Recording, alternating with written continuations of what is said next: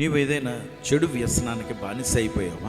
ప్రియమైనటువంటి వారులారా, చాలాసార్లు మనము చెడు వ్యసనాలకి బానిసలైపోతాం. అనగానే మీ తలంపులు సిగరెట్లకి, వ్యభిచారాలకి, బూతులకి, అబద్ధాలకి, మోసాలకి ఇలా తలంపులు వెళ్తూ ఉన్నాయి.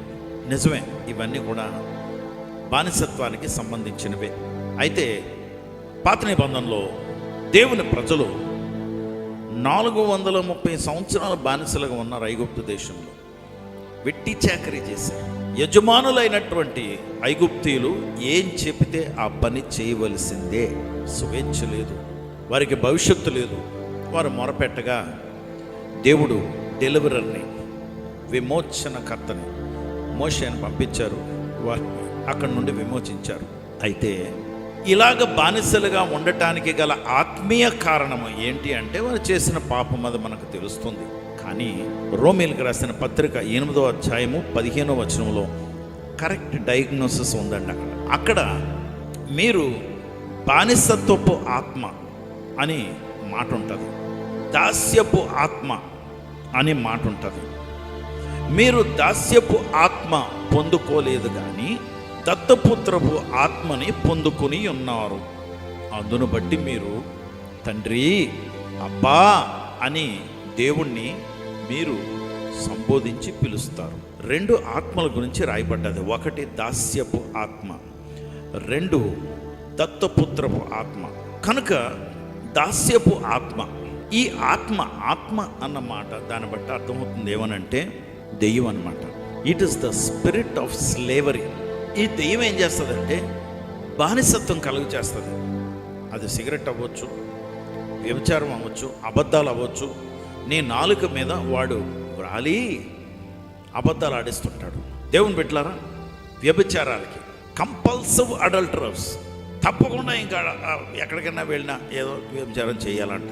తాగుడికి, ఇలాగా ఈ బానిసత్వపు ఆత్మ వీరిని స్వాధీనపరుచుకుని అందులోంచి బయటికి వెళ్ళనివ్వదు.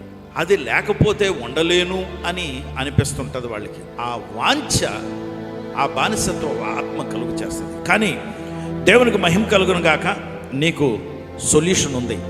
నువ్వు క్రైస్తవుడివైనా విశ్వాసమైనా నువ్వు ఇంకా అలాంటి బానిసత్వంలో ఉన్నావా? ఉన్నట్లయితే దేవుని ఆత్మ తాకిడి దగ్గరికి రా.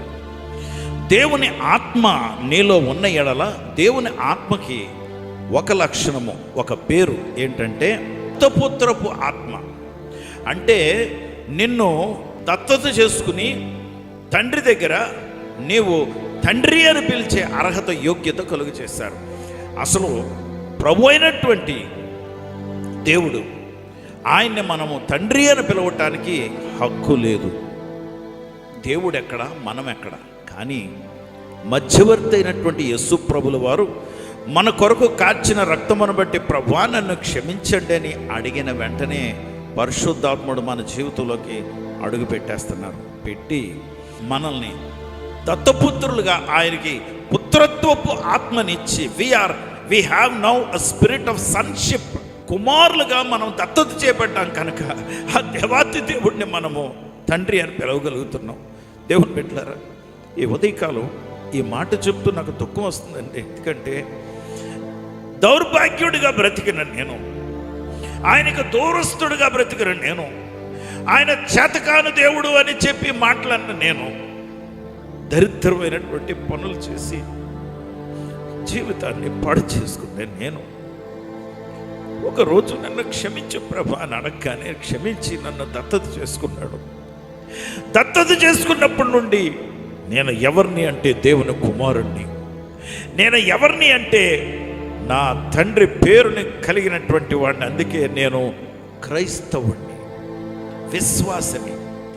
ఏ క్షణంలోనైనా, ఏ దినమునైనా, ఏ పరిస్థితి అయినా, ఏ సమస్య అయినా, ఏ ఇబ్బంది అయినా తండ్రి అని ఆయన పిలవగలిగినటువంటి హక్కు ఇచ్చారు. అందుకే అబ్బా తండ్రి, దేవా తండ్రి, నా తండ్రి అని ఒక నూతనమైనటువంటి సంబంధాన్ని నాకు దేవుడికి ఏర్పరిచేశారు పరిశుద్ధాత్ముడు. కనుక నువ్వు పొందుకున్నది దత్తపుత్రపు ఆత్మ. Not a spirit of slavery. You have overcome that. అధిగమించేసాం మనం. ఆ దాస్యపు ఆత్మ నుండి మనం దూరం వచ్చాం. కనుక దేవుని బిడ్డలారా, ఈరోజు ఈ మాటల వెనికిడిలో నీవు విడుదల పొందినటువంటి వ్యక్తివి. ఎందుకంటే బైబిల్ చెప్తుంది ఎవరినైతే కుమారుడు స్వతంత్రులుగా చేస్తారో వారు స్వతంత్రులు అగుదురు. They are set free. కనుక నువ్వు స్వతంత్రులుగా అయినటువంటి నిన్ను దేవుడు తన ఆత్మతో నింపును గాక. పరిశుద్ధ ప్రభా, నీకు వందనాలు, స్తోత్రాలు. మేము పొందుకున్నటువంటి ఆత్మను బట్టి తండ్రి అని నేను పిలవగలుగుతున్నటువంటి గొప్ప స్తోమత కలుగు చేశావు నాయనా.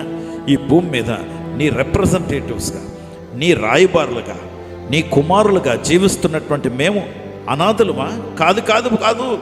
నువ్వు తండ్రివి, మేము నీ బిడ్డలము. కనుక నీకు మాకు ఏర్పరచబడినటువంటి సంబంధం బట్టి మేము అనాథులు కాము. We are not slaves and we are not orphans. అనాథ ఆత్మ మాకు లేదు ప్రభా. మేము స్వేచ్ఛతో తండ్రి అని నీ పాదాల దగ్గరకు వచ్చి, నీ సింహాసనం దగ్గరకు వచ్చి ఇది తీసుకుంటున్నానని చెప్పగలిగినటువంటి స్వేచ్ఛను మాకు ఇచ్చినందుకు నీకు వందనాలు. నీకే లెక్కలేని స్తుతులు, స్తోత్రాలు చెల్లిస్తూ మా ప్రభు రక్షకుడు యేసుక్రీస్తు వారి నామములో ప్రార్థించి వేడుకొంచున్నాం తండ్రి. ఆమేన్.